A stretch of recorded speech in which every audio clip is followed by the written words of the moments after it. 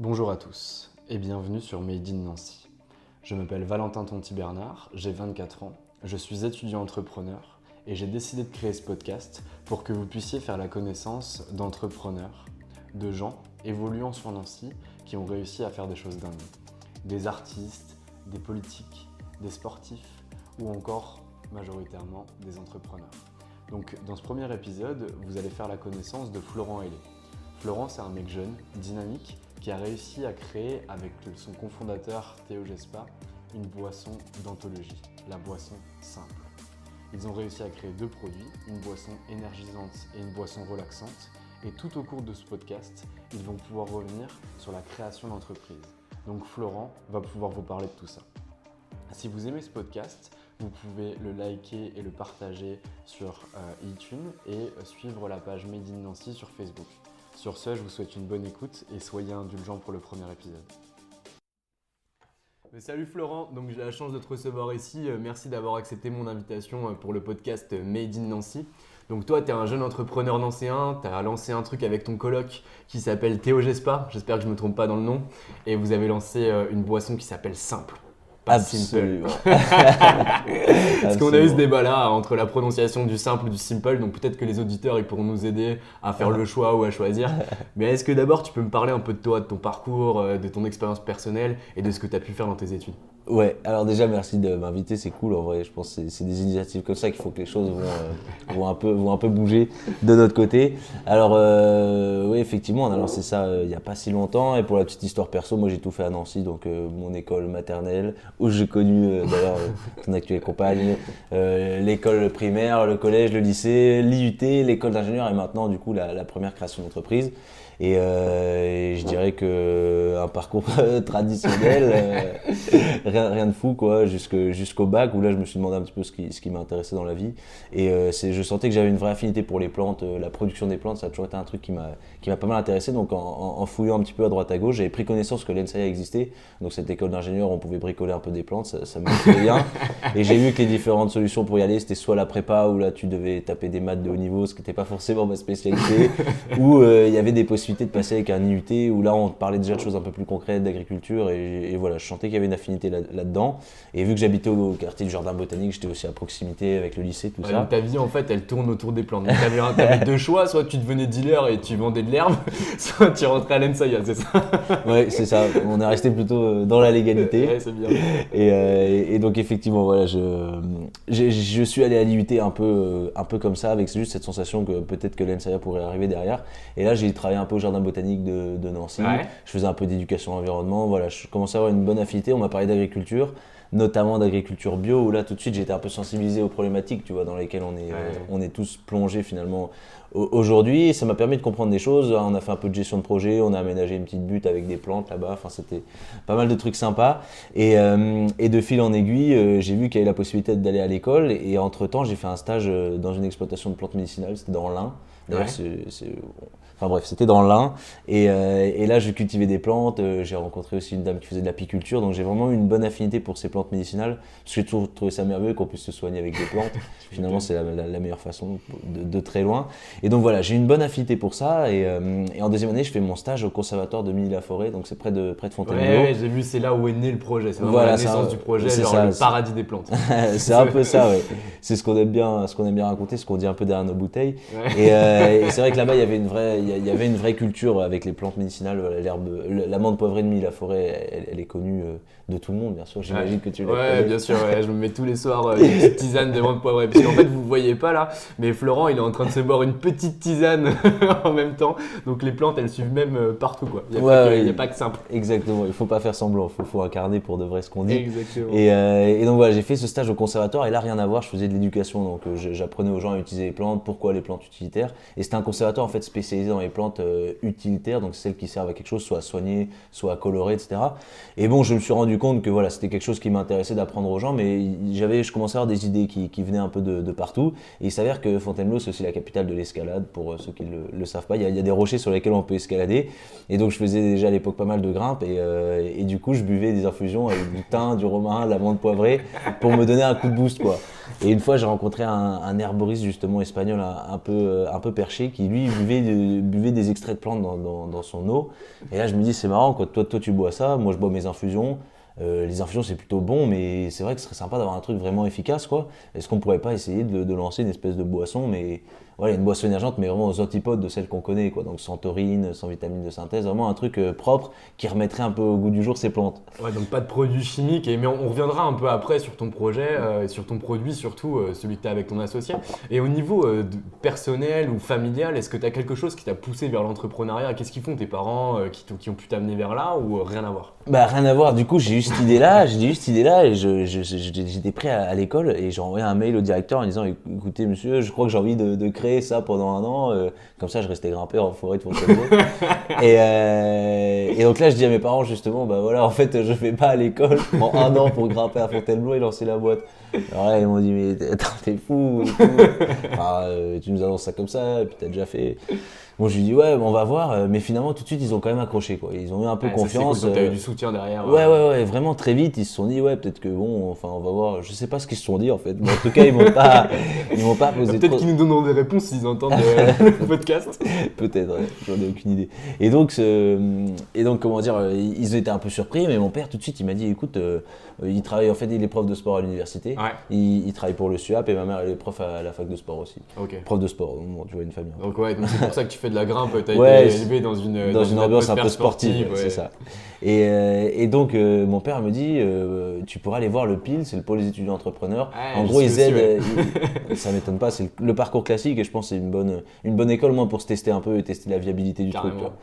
Et donc il me dit ils accompagnent justement ces personnes qui ont des idées pour aller un peu plus loin. Donc je lui dis bon, je vais appeler le mec dont il m'a passé le contact et il s'avère que c'était Julien Barbier, très très sympathique. Qui est toujours chargé de voilà, projet. Okay. Exactement, il travaille toujours et il avait fait l'ENSAIA, donc la fameuse école dans laquelle je devais aller, qui est une école d'agronomie et d'industrie alimentaire pour ceux qui ne savent pas. Et donc il me dit écoute moi franchement je te conseille de retourner à l'école et faire tout ça en parallèle. Va sur les bancs et fais ça. Ouais, et moi je me dis ouais, en vrai non, moi je pense que c'est vraiment une bonne idée de prendre un an, tout ça. Bon ça c'était en plein mois d'été, je finis mon stage donc j'avais quand même un peu de vacances et donc je fais mes vacances et tout, je retourne à Fontainebleau en septembre en me disant allez je vais lancer le truc et puis en venant là-bas je sens qu'il y a plus cette énergie de le faire un peu justement avec les amis que j'avais rencontrés, je sens qu'ils avaient plus trop ces projets-là et là je me pose et je me dis mais attends est-ce que t'es pas en train de faire une énorme connerie à retarder ta sortie de l'école d'un an pour développer le projet tout seul dans un coin, enfin et là je commence à sentir que j'étais plus trop en adéquation avec le truc donc finalement je me dis bon let's go, au final je vais retourner à l'école, donc je retourne à l'école, mais avec toujours cette relation avec le PIL, et là je commence un petit peu à pousser le truc quoi. Et de fil en aiguille, je commence à avoir le projet qui est challengé. À l'école, bah, au final je dis tout de suite à mes potes, voilà, moi en fait je devais venir un peu en retard, mais je suis quand même là, j'ai envie de faire des boissons. Puis là je commençais déjà un petit peu à faire des tests dans la cuisine des parents et tout. Et de fil en aiguille, le truc commence à prendre un peu, et là le PIL m'a aidé aussi à avoir des subventions, donc des petites subventions de la région. D'ailleurs, merci à la région.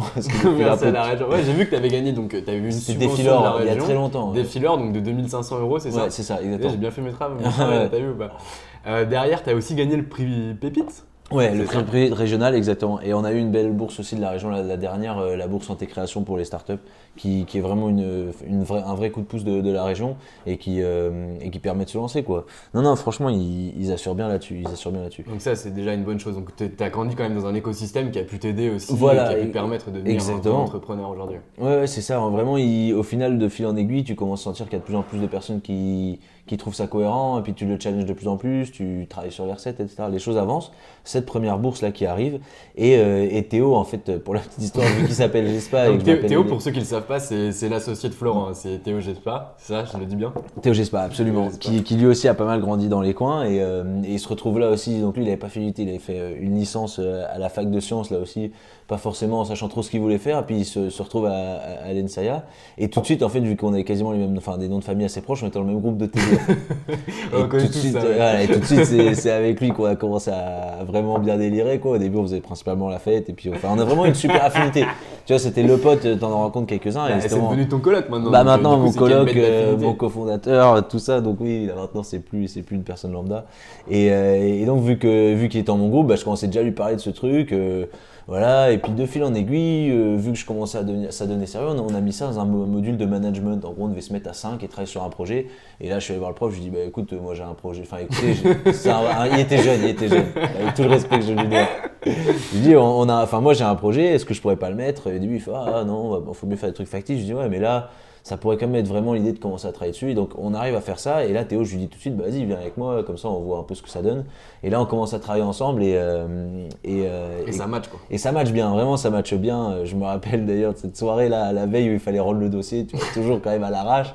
La veille où il fallait rendre le dossier, on s'est retrouvés à travailler sur des Excel jusqu'à minuit et demi. On était complètement en transe de travail. Et là, on s'est dit, waouh, il se passe quelque chose, il peut se passer quelque chose. Et donc voilà, on a mis ça en module management. Ensuite, il y a eu encore quelques mois d'école et ensuite on était en spécialisation. Et donc à l'ENSAIA, donc qui fait agronomie industrie alimentaire, tu peux un peu te positionner sur un endroit de la filière alimentaire. Donc il y en a qui sont vraiment en production agricole, d'autres plutôt en développement industriel, des outils pour créer de l'industrie, l'autre qui font les recettes. Enfin voilà, t'as un peu tous les différents domaines. Et nous, avec ce projet-là, on balayait un peu tout ça qui était intéressant. On partait vraiment de la plante jusqu'au produit fini marketé. Donc on a fait une spé qui était un peu innovation, entrepreneuriat. Et là aussi, le projet, il a pu être mis dans l'aspect. Donc on a du monde qui est venu travailler dessus. Donc ça, c'était une vraie chance qu'on a eu d'avoir donc vous avez pu avoir de la main d'œuvre en plus derrière. Voilà, exactement. Pour nous aider à structurer le truc et que ça devienne plus sérieux et que du coup, on puisse se libérer du temps pour travailler aussi sur plein de facettes. Parce qu'en fait, c'est un gros projet dans lequel tu as plein de micro-projets. Enfin, tu vois très bien l'histoire. Et là, donc, on a travaillé en fait sur le prix Pépite. Ouais. C'était notre projet de Prespé. Nous aussi, on a fait le prix Pépite, c'était une catastrophe. On a eu ça 2 jours avant, on a rendu ça catastrophe. On n'a pas été sélectionné à l'horreur. Mais le prix Pépite, bon, c'est un prix comme un autre. Juste l'intérêt, c'est que tu te mets quand même à travailler, à faire un espèce de business plan et mine de rien, ça structure un peu le. Ouais, exactement. Je pense pas que ce soit la panacée de. Enfin, ça sert à rien forcément les concours, tu vois. Mais en tout cas, ça a le mérite de se structurer et nous, ça a le mérite de nous avoir fait tester le travail ensemble de façon un peu plus approfondie. Et ensuite, il y a eu 3 mois où donc on a été chacun vagabondé dans un coin de la planète parce qu'il fallait faire un stage à l'étranger. Ouais. Et là, quand on est retourné pour les derniers 6 mois de spécialisation avant le stage de fin d'études, là on a remis le projet de façon très sérieuse et cette fois-ci on s'est dit bon bah écoute, moi tous les deux on avait senti que ça avait bien travaillé et on s'est dit bah maintenant on va faire notre stage de fin d'études ensemble et puis on va créer la boîte tous les deux quoi.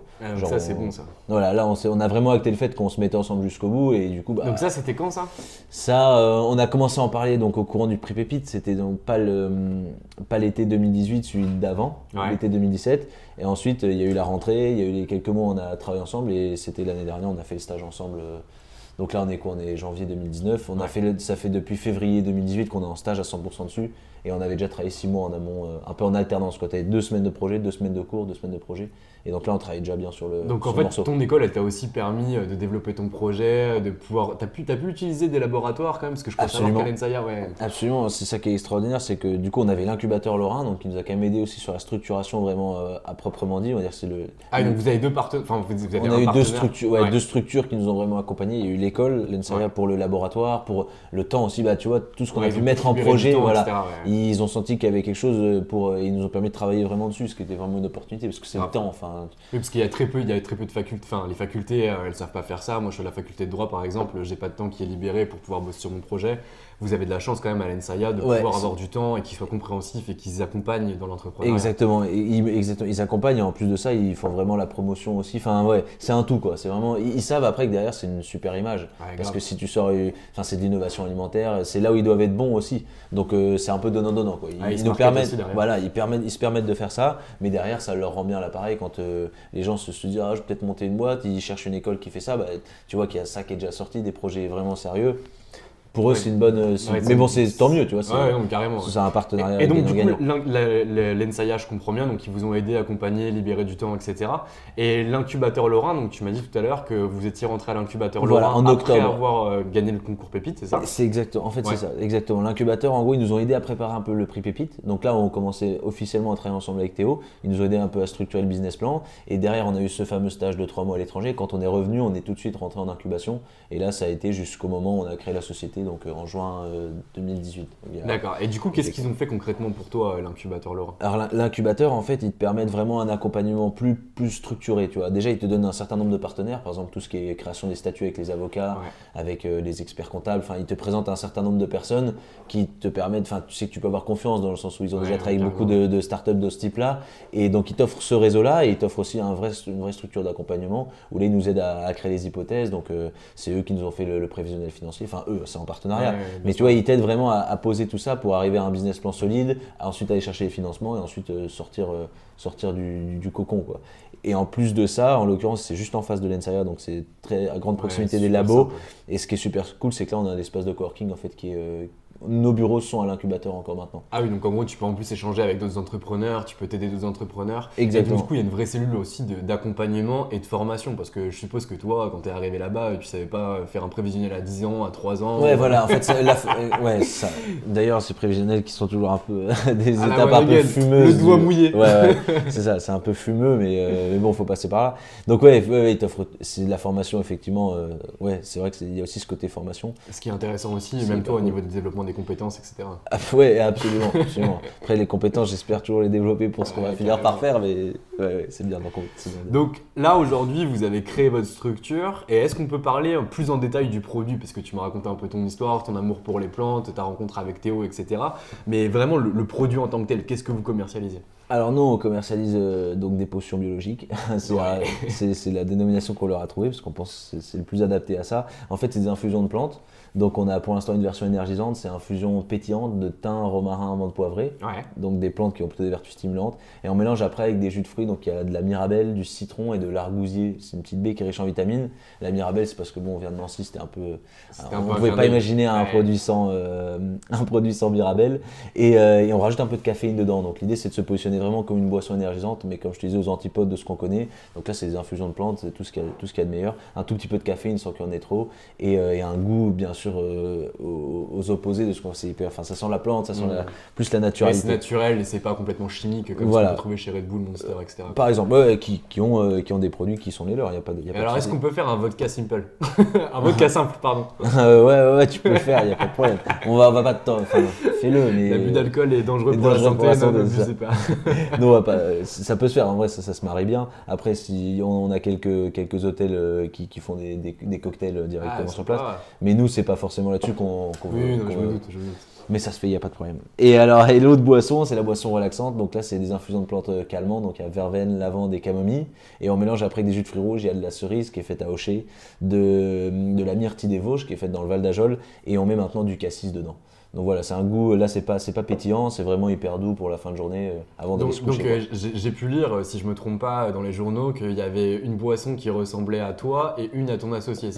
Donc je pense clairement que la boisson énergisante c'est pour toi et lui c'est la boisson calmante, non? Je me trompe ou pas? C'est vrai que j'avais jamais trop remarqué en vrai qu'il y avait eu ce distinctif. Si, il y a eu des distinctifs, à l'image de chacun apparemment. Ok, tant mieux. Ouais, non, je pense qu'on a chacun notre côté énergisant et relaxant, ça dépend. À quel moment tu nous cueilles. Donc moi j'ai vu qu'à la base les potions elles s'appelaient Inouï et que maintenant elles s'appellent Simple.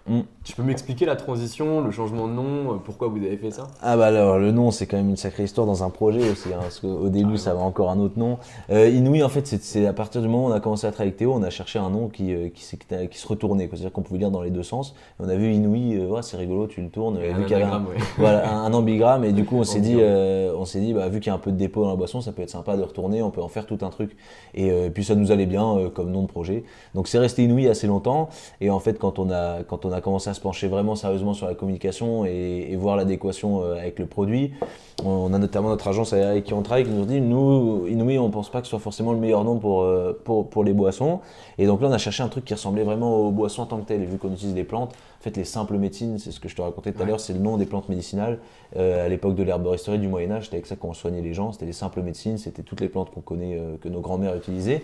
Et donc, on voulait un nom qui ressemble, donc simple, c'était hyper logique pour nous vu que c'est des infusions de plantes. Et le Y, le fameux Y, c'était comme la symbiose, la symbolique, le fait d'être ensemble. Et vu qu'on fait un peu un projet communautaire, on avait cette volonté, voilà, on veut essayer de faire changer les choses, donc quitte à le faire, autant le faire avec du monde derrière, et c'est pour ça qu'on a mis le Y à simple. Et Inouï avait aussi la petite problématique du TGV qui maintenant s'appelle Inouï. qui nous avait un peu d'ombre, mais au final, c'est vrai que c'est quelque chose d'extraordinaire. SNCF. Ouais, après, on va sûrement en vendre dans les trains un jour, hein, j'espère. Mais ça, ce sera une autre problématique. Bah, c'est un appel, si le PDG de la SNCF nous entend aujourd'hui. J'ai aucun doute là-dessus. Simple, bien. Allez, dans les trains inouïs. Monsieur Pépi. Monsieur Pépi, bisous à Guillaume. Ah bon. Et donc du coup, ça c'est pour le nom. Et au niveau de la clientèle, est-ce que tu peux nous parler un peu du démarchage que tu as? Est-ce que c'est plutôt du B2B? Est-ce que c'est du B2C? Est-ce que c'est un doux mélange des deux? Qu'est-ce que vous faites à ce C'est très bien dit, c'est un doux mélange des deux. C'est un doux mélange des deux, comme les boissons, c'est ça? Ouais, exactement. Tout dans la complémentarité. En gros, non, nos principaux clients, bien sûr, ça va être du B2B, donc ça va être les magasins bio, Ouais. ça va être les salles de sport, type salle d'escalade, notamment la dernière à Nancy, là. Allez-y, faire un tour, c'est cool. Ok, on verra, ça marche. Ensuite, ça va être les restaurateurs avec qui ça se passe vraiment bien.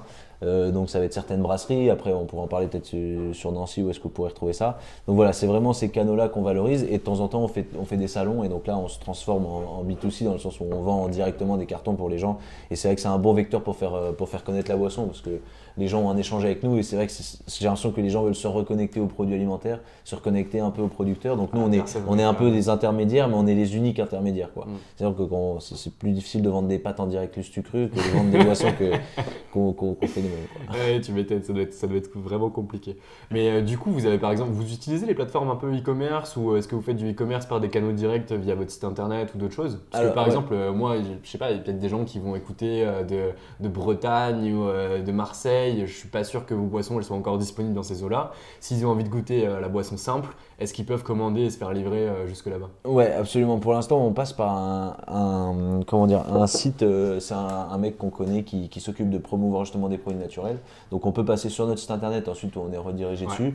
Le e-commerce, là, on veut le mettre en place cette année directement par notre plateforme assez rapidement, donc ça sera disponible au courant, je pense, de l'été de cette année. Et pour l'instant, on n'est pas sur les autres gros, les Greenwiz qui sont spécialisés en boissons bio. Il y a juste le temps que ça arrive. Mais déjà, on peut nous trouver, il n'y a pas de souci sur internet. Ok, super. Et donc du coup, la structuration de l'équipe, ça se passe comment? Parce que tu as dû te structurer nécessairement, tu as créé ta société.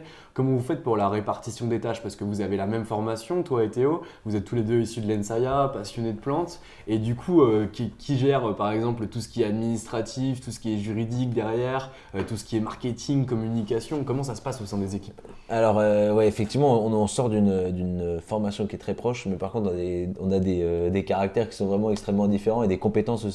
On n'est pas bon dans les mêmes domaines. Donc, l'idée, c'est de se dire, essayons de travailler au maximum là, on est bon, comme ça, on est toujours meilleur, même s'il ne faut pas oublier de travailler un peu ses points faibles, quoi. Mais, donc, en gros, pour l'instant, grosso modo, on va dire que cette partie un peu administrative, gestion, c'est Théo qui gère ça. Il gère aussi. bien sorti. Ouais, effectivement. Et il gère aussi pas mal la partie communication et les relations qu'on a avec l'agence et toutes les relations aussi un peu officielles, oui, avec l'incubateur, avec notamment nos experts comptables, nos avocats, etc. Tandis que moi, là, je gère plutôt le côté production, donc vraiment fabriquer les boissons et le commercial.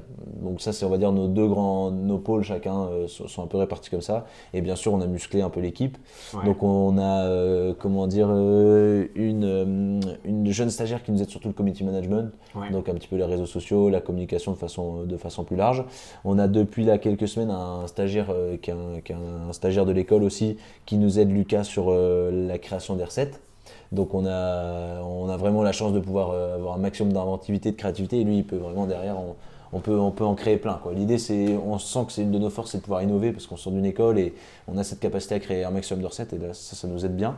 Donc Solène sur le community management, Lucas là-dessus et ensuite on va avoir un autre stagiaire sur le commercial à partir de mars qui lui va vraiment nous aider sur le démarchage. Donc là, tout ce qui est développement, prospection, etc. Voilà, exactement, prospection, y aller avec le sac à dos rempli de bouteilles, le vélo et on va aller toquer aux portes. Chez Monsieur Leclerc? Pas forcément, non, c'est pas lui qu'on a envie d'aller voir. Donc pas dans la grande distrib pour l'instant? Ouais, déjà pour l'instant pas dans la grande distrib et puis on se spécialisera sur les magasins bio pour l'instant là, sur notre développement. Donc, produits bio, magasins bio. Absolument, voilà, mais derrière, non, on est ouvert, on travaille par exemple avec Jean Lamour à la brasserie qui est quand même, on va dire, c'est déjà de la bonne... Oui, mais c'est un commerce qui est local, contrairement à la grande distribution qui ne respecte pas forcément les normes RSE derrière, ça peut être un petit peu compliqué. Ouais, c'est ça. Après, l'éthique de ton distributeur, c'est difficile d'aller jusqu'au bout, quoi, parce qu'on sait que même dans le bio, c'est controversé, il y a certaines chaînes... Enfin bref, si on veut vraiment être parfait de A à Z, on sait que c'est même pas possible en fait. Mais bon, bref, sujet extérieur. Mais bon, on va voir celui qui nous aide sur le démarchage. On pourra parler après du commercial. Ouais. On a lui sur le démarchage et on a ensuite un autre stagiaire qui va venir 2 mois aussi sur du commercial. Donc là, ça va être principalement de l'animation parce que ça va être au courant du printemps, été. Donc là, il faut vraiment qu'on commence à faire déguster au maximum. Et comment dire, et derrière, on a un stagiaire qui fait un peu d'événementiel avec nous. Mais là, c'est plus sur du temps. Ouais, j'ai vu que vous avez fait des soirées de lancement, etc. Voilà, qui c'est ça. extrêmement Donc bien passé avec des photos sympas et tout.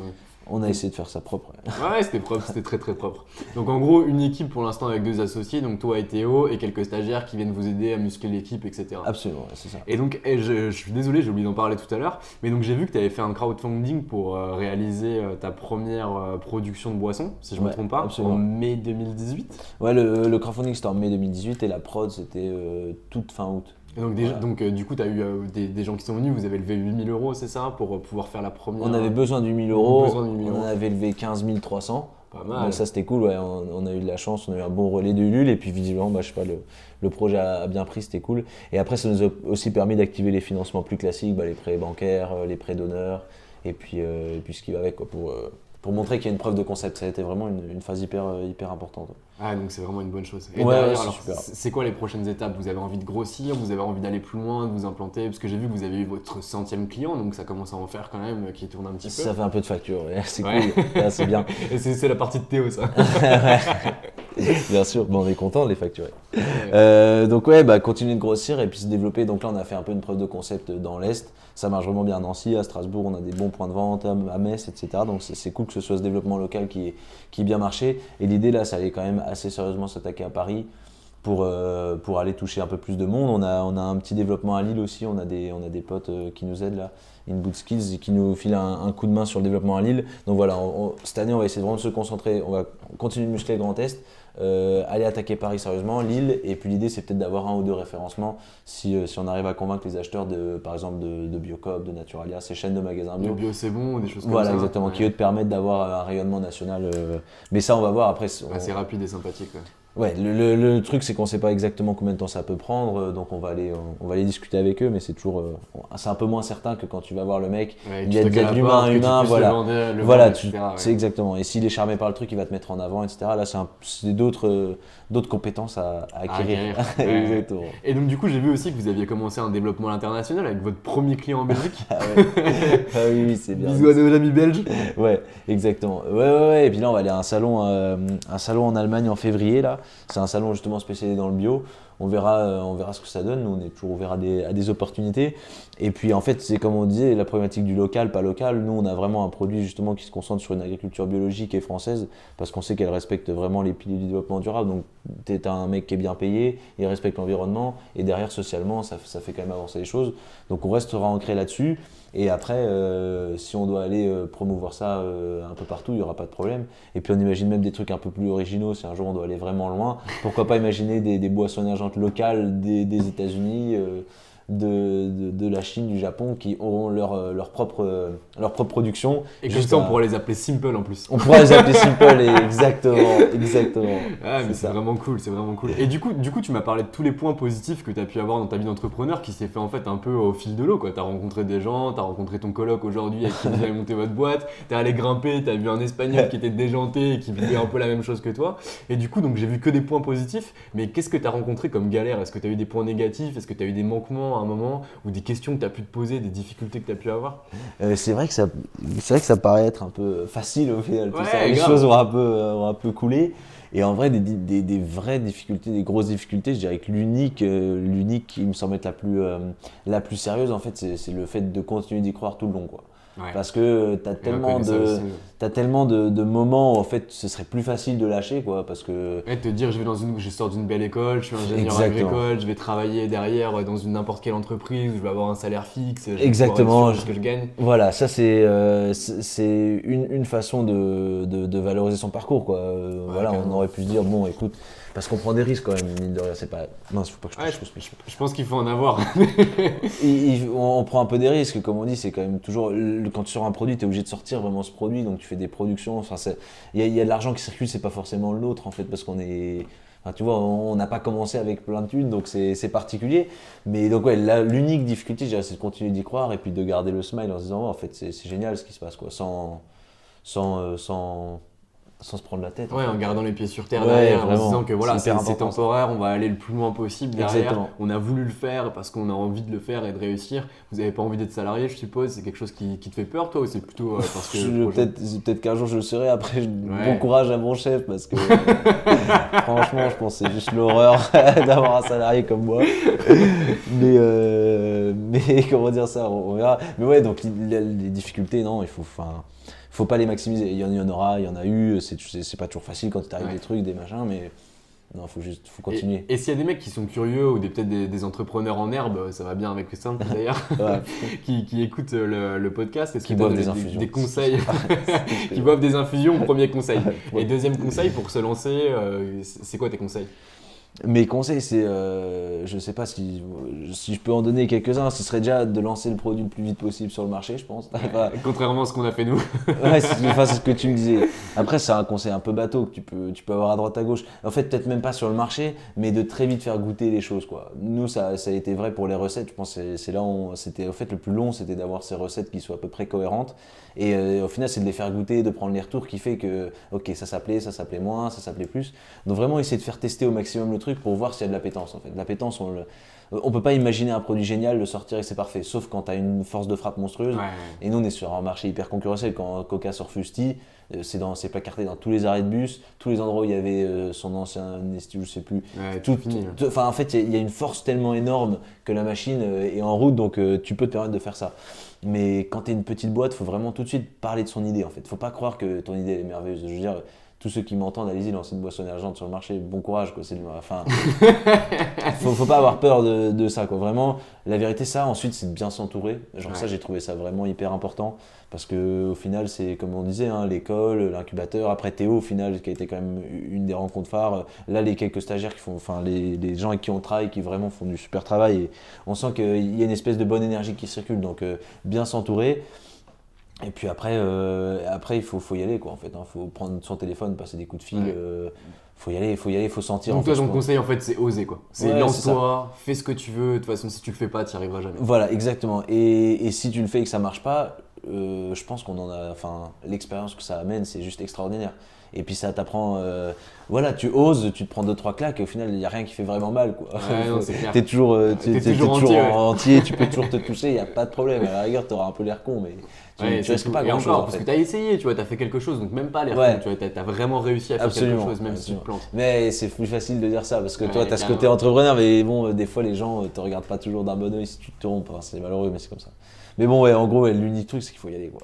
Ouais, non, il faut carrément y aller. Ouais. Et du coup, toi, qu'est-ce que tu fais pour te développer personnellement? Moi, je sais que j'écoute beaucoup de podcasts, par exemple, Pauline Lignot, qui a d'ailleurs inspiré ce podcast, ou je Excellent. lis des bouquins, j'écoute, je lis des journaux, je lis des journaux locaux, etc. Qu'est-ce que toi, tu fais justement pour te cultiver, développer tes connaissances, tes compétences? Est-ce que tu as des petits conseils à filer aussi à ce niveau-là? Je sais pas si c'est des conseils, mais je peux dire un peu ce que je fais. Ouais, carrément. Déjà, comme je disais, le sport, hein, vraiment, genre l'escalade, c'est quasiment devenu une forme de méditation dans le sens où quand je suis en train de faire ça, je suis pas en train de vendre une bouteille, je suis pas en train de faire quoi que ce soit, je suis vraiment focus sur le mouvement, enfin, je pense que le sport est un excellent vecteur justement de déconnexion un petit peu. Ouais, Ça faudrait permet que d'être dans j'essaye. l'instant présent. Non, vraiment, c'est important. Après, il faut trouver le sport qui te plaît parce que je pense que ça sert à rien d'aller au charbon non plus, quoi. Si ça te plaît vraiment pas de faire un sport, ça va pas te déconnecter parce que tu n'aimeras pas ce que tu fais. Donc, c'est trouver quelque chose qui te plaît. Ensuite, c'est d'être passionné. Je pense que vraiment, ça a été une de mes clés. C'est-à-dire que s'il y a un truc qui m'intéresse, je vais creuser. Genre les plantes, ça m'a intéressé. J'ai creusé un peu. Enfin voilà, il y a vraiment cette notion d'être passionné. Et après, de garder un super bon relationnel avec les gens que tu aimes, les gens qui sont bienveillants à ton égard. Ouais. Il faut vraiment garder une relation comme ça avec ces gens-là, quoi. Et pas faire les choses par opportunisme. Et- Tu dis, j'ai meilleur temps de passer mon temps avec lui parce qu'il va m'apporter ci, parce qu'il va Ouais, m'apporter ouais. ça. Non, si tu te sens mieux de passer du temps avec ton meilleur pote, pas avec ton meilleur pote. Je pense que ça, c'est aussi important et c'est ce qui Ouais, permet ne un peu pas de être un jongler. char, quoi, rester intègre et rester soi-même. Exactement. Et le dernier truc, c'est d'être dans l'instant présent, parce qu'une fois que vraiment tu as compris ça, mais pas juste l'avoir compris sur le papier, mais que tu l'intègres à ton quotidien, et que en fait tu te rends compte que l'unique chose qui se passe, c'est maintenant, je pense que tu te prémunis de pas mal de choses, quoi. Tu te prémunis Ouais, de pas mais mal de t'es choses. déjà vachement développé, hein, parce que moi j'arrive pas à le faire. Hein. C'est vraiment un truc, genre je veux toujours aller plus loin, je regarde toujours loin devant, etc. Et j'apprécie pas vraiment le moment présent. Alors que toi, t'as le même âge que moi, tu sors de ton école, t'arrives déjà à faire ça, t'as ce recul de malade sur ce que tu fais. Peut-être que j'essaye le sport, peut-être que ça aide. Ouais, je pense que le sport ça aide, mais après il y a des choses tellement plus graves que tout ce qui peut t'arriver en fait. Une fois que tu prends ce recul-là, je pense que t'es bien, t'es tranquille, t'es en paix avec toi-même. Je pense que t'as raison, il faut que j'essaie de faire ça et que je travaille là-dessus. Ouais, t'inquiète, tu vas y arriver. Hein. Si juste tu prends conscience de ça et que tu te mets à travailler là-dessus, c'est comme pour le reste. Une fois que tu travailles sur quelque chose, tu progresses. Et donc du coup, pourquoi à Nancy alors? Pourquoi pas être directement parti à Paris et avoir travaillé de base à Nancy et être resté ici? Il y a plusieurs choses. Il y a déjà, en fait, je suis né à Nancy, ça je l'ai pas choisi, jusque maintenant, je crois pas que je l'ai choisi. Et puis au final, tout ce petit écosystème que tu te construis, il se construit là où tu le fais. Donc je pense que l'idée de partir, elle est pas exclue du tout. Hein. Je pense que ça a été super pour le cocoon du début. Et il y a plein de facilités. Je veux dire, voilà, on avait nos proches, en fait, ça s'est fait ici parce que il n'y avait pas vraiment le choix. Ça s'est fait comme ça. C'était plus facile. Et je pense aussi, outre ça, c'est une super ville. Il y a une vraie dynamique. Je pense qu'il y a une vraie dynamique de par son côté étudiant qui fait qu'il y a une vraie énergie de partout. Il y a du monde dehors. Il se passe des choses, sauf en été. Ça, déjà, je l'ai remarqué en travaillant ici l'été. Du 1er août au 30 août, il n'y a personne. Il se passe rien. C'est incroyable. Non, mais dès que les cours sont finis, il y a plus grand monde. Mais c'est aussi une ville où il y a beaucoup de restaurateurs en fait. C'est une des villes où il y a le plus de restaurateurs en France. Ouais. Ce qui est assez intéressant. Donc aussi, ça fait un paquet de points de vente. Ça, on s'en rend compte seulement maintenant. Ouais, c'est pour ça qu'on est là aussi ici. Ouais, complètement, ce qui semble être logique pour ton projet. Et derrière, il y a l'école qui était là, donc voilà, il y a toute cette structure d'accompagnement qui était ici. Et après, maintenant, on se rend compte quand même que le cœur du métier, le marché, il va falloir un peu aller jouer dans la capitale parce que ça semble être un peu indispensable. Quoi. Ah, mais super intéressant. Et du coup, est-ce que en dernier lieu, est-ce que tu aimerais nous recommander des gens avec qui tu peux travailler encore actuellement ou qui sont entourés de toi, que tu trouves intéressants et créatifs et qui je sais pas moi, qui t'inspirent au quotidien? Des gens qui m'inspirent au quotidien, c'est très difficile. C'est vrai. C'est très difficile. Je sais pas, je me dis pas, lui c'est un exemple, il faut le suivre ou quoi que ce soit. Après, des gens bien à Nancy, il y en a un paquet. Hein. Je sais pas, ce serait pas cool d'en citer parce que je ne penserais pas aux autres. Mais des gens peut-être à nous conseiller pour intégrer le podcast et être peut-être le numéro 2 sur Made in Nancy. Ah oui, je pense, franchement, je pense à Dao. Tu sais, qui fait les jeans là, les jeans en lin made in France. Lui aussi qui a vraiment, lui c'est une bête d'entrepreneur. Et vraiment, j'aime bien ce qu'il fait. Genre, il le fait avec audace et il fait vraiment bien les choses. Après, de gens qui entreprennent, il y a aussi tout un paquet de projets sympas là, du côté de l'incubateur. Tu pourras les creuser. On a nos potes de Cissar qui font des robots pour la médecine nucléaire. C'est vraiment guénoué. C'est un projet de malade ça. Ça, c'est un projet de malade. Il y a des gens très très bien qui travaillent là-bas. On a Juggle qui font une animation pour les autistes. Qui là aussi, ça j'ai vu. Une vraie notion d'améliorer les choses. Donc eux, c'est vraiment, ça a été des proches pour nous. Il y a Cédac aussi. C'est une amie à nous qui fait du conseil agro-culinaire. Donc là aussi, c'est assez axé food. Mais mine de rien, elle fait vraiment bouger les choses. Elle est hyper douée dans ce qu'elle fait et très sympathique. Donc je pense à eux. Après, il y a quelques projets. Ouais, franchement, du côté de l'incubateur, c'est ceux que je côtoie le plus souvent. Ouais, donc il y a des belles choses à Nancy qui sont à découvrir. Exactement. Il y a vraiment des belles choses à Nancy et c'est des projets qui je pense, vont bien prendre dans les années à venir parce qu'ils sont tournés vers l'avenir et tournés vers le mieux, quoi. Parce que je pense que vraiment, il y a beaucoup à faire, en fait. Ouais, on a une énergie vitale, on n'en a qu'une seule, mais je pense que l'idée, si je peux aussi faire passer ça, c'est que plutôt que d'aller, je dis pas tout de suite aller cracher sur les groupes parce que je pense qu'il se passe beaucoup de choses dans les grands groupes qui font aussi un peu changer, mais vraiment prenons nos responsabilités et faisons changer les choses à notre échelle, quoi. Il y a vraiment à faire. Ça c'est vraiment une belle parole, donc on va finir l'entretien comme ça, sur ces belles paroles, Florent Hellé. Donc toi tu es l'un des cofondateurs de Simple, excuse-moi, j'arriverai pas jusqu'à la fin. Et du coup, est-ce que tu pourrais laisser à nos auditeurs un moyen de te contacter ou des réseaux sociaux ou autres pour qu'ils puissent discuter avec toi s'ils sont intéressés, ou même des restaurateurs ou des grands groupes bio? Absolument. Allez sur la page Facebook, c'est simple, donc avec un Y, un Y et un S, Simple Bio. Tu peux aller sur le site internet simple.fr, tu auras nos contacts. Sinon, voilà, c'est un mail contact@simple.fr. On les lit pour de vrai, on fait pas semblant. Parce que c'est facile. C'est les stagiaires qui les lisent, j'en suis sûr. Non, vraiment pas. Non. On essaie de rester au maximum le plus proche, quoi. Et puis même les messages, etc. On essaie vraiment d'être. Même si c'est pas facile, parce que des fois le temps, il faut prioriser, ou tu zappes. Mais avec plaisir pour échanger avec tout le monde. Franchement, c'est pour ça que j'ai accepté, parce que je trouvais ça vraiment cool l'idée de. Ouais, ça fait plaisir. J'ai contacté Florent, donc je le connaissais absolument pas avant. Je l'ai rencontré sur Facebook, je lui ai envoyé un message parce que je l'avais entendu j'avais entendu parler de lui de la part d'un de mes potes qui s'appelle Lies Samari, à qui je fais un gros bisou et qui est super cool. Et donc il m'avait dit ouais, contacte Florent, c'est un mec super bien, super sympa. Tu vas voir, il est passionnant. Donc voilà, je le remercie. C'est vrai, t'avais raison, Lies, il est passionnant. Et donc sur ce, on va vous laisser. Bon, merci, bonne journée, merci à toi et puis à bientôt.